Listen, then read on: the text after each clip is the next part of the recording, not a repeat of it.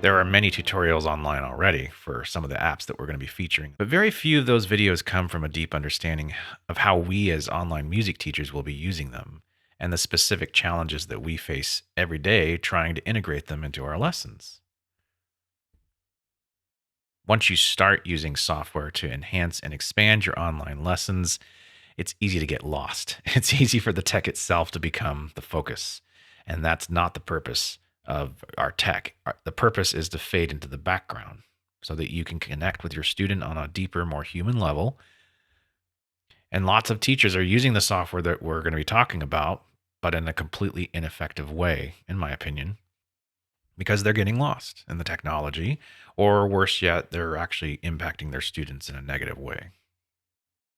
And so the main thing, of course, is to keep the main thing the main thing. That's what the quote says. I'm going to be teaching you my framework for integrating all of the tools you use in a systematic way so that you can have a consistent and immersive experience. And I think you'll discover that this approach allows you to actually relax a little bit and ultimately use the software more creatively in a way that's uniquely you, because you'll be free to customize it and you'll know how to do that. But some of you might be asking why? Why would I need such a systematic approach? Why can't I just pick up a new app here and there and add it to my growing tech stack?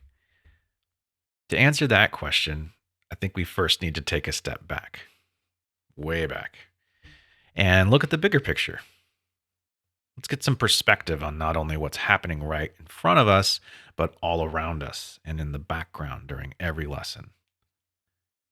Let's take the time to discuss a problem at the very heart of teaching online in general, and that is the role of the teaching environment.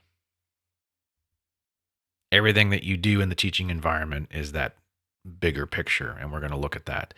So, in the next video, we'll talk about how that environment has changed over the years and how drastically it changed when we went online.